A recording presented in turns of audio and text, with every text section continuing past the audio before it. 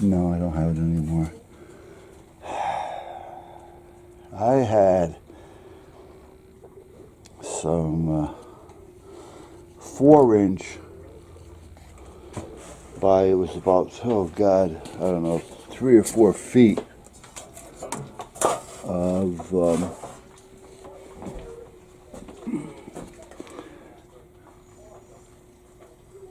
like an iron, like a flat iron bar, flat stock. And I don't know, it had to be, I couldn't tell you how thick it had to be. It was thick. It was like 3 times the thickness of this. And that I could have used, because I could have just put one piece, and not had to worry about it. Because it was strong enough, so I didn't need a solid piece of plate. Oh yeah, slow down, buddy. Sometimes he starts chewing on the treats so fast that he starts to choke on them. Wood. Spacers. I had these on the John Deere. I got 4 of them. And what the guy did was, great guy. I'll tell you, these spacers are great. I know, here I go off track again. And that's a nice job. And you tell them what you have. Now I even forgot who it was that made them for me. But you tell him what you have, and he cuts them, sends them to you with the nuts, the adapter nuts, everything you need to put them on. Now, how I ended up with those is because he made me 4, but he made me 4 of them that all fit the back. And no, I'm sorry, he made me 4 of them, but they were all for the front. And I wasn't aware of that. I looked at them, I thought they were going to be all the same, and I put them on. And one of the back wheels came off one day, and I checked it. I said, wait a minute, this ain't fitting right. This isn't right. So I called him up, and he said, oh, I apologize. You know, if there's any damages, I'll pay for it. Don't worry about it. I'm going to send you 2 more. So he made 2 more, and he sent me 2 more, and he told me to keep the other 2. So I got a spare set. But I'll tell you, great stuff.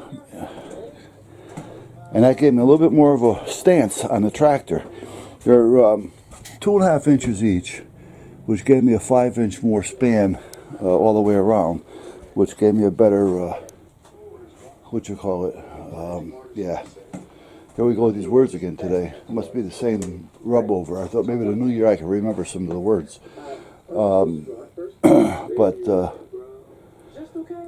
It gave me a wider footprint, which made it more stable.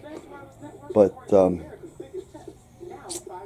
I was going to go with 3.5s, but then it wouldn't fit on the trailer.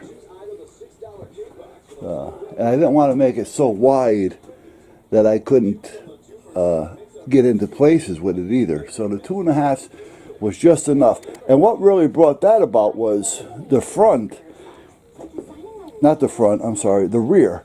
I couldn't put my chains on because the rear wheels were so close to the frame that you couldn't run chains on it unless you put at least a 1-inch spacer on the wheel.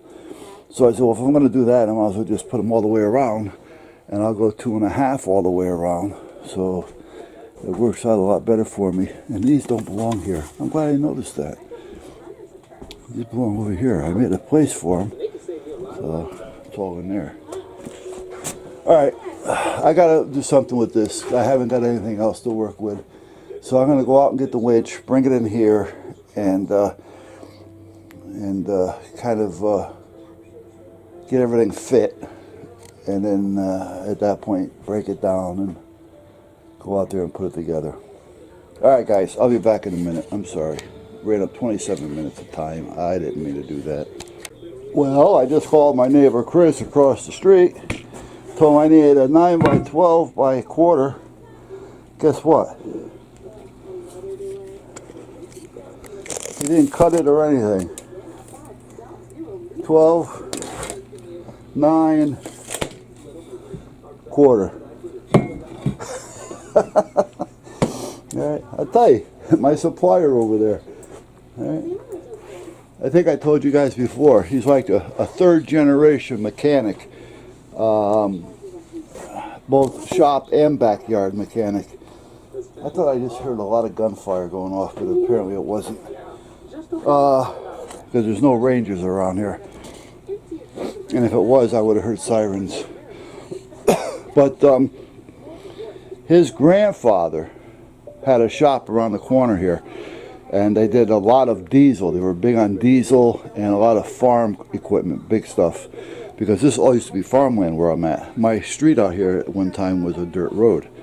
It used to be a horse and buggy. Next door to me, they still have a post where they used to tie the horses up so that you can get out of the buggy. So, but meanwhile, then his father, grew up working with his father, which was a grandfather. And again, doing the same thing. And then Chris, when the grandfather had died, the father decided he's going to just start working out of his house, because why have all that overhead and everything, So he started doing it out of his house over there in the backyard. And they don't have any lifts or anything over here, or any pits, but they do have, a garage and jacks, and they're just old school. And so Chris is, I think he's 60 years old now. And he's at a point to where he's like a third generation, and it's all farm, experience. So you keep everything because you never know what you're going to need. So he has stuff over there. I'll tell you, boy, does he have stuff over there.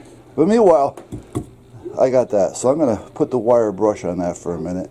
Or better yet, one of those grinding wheels that, who was it that showed them to me? But anyway, that's what we're going to do.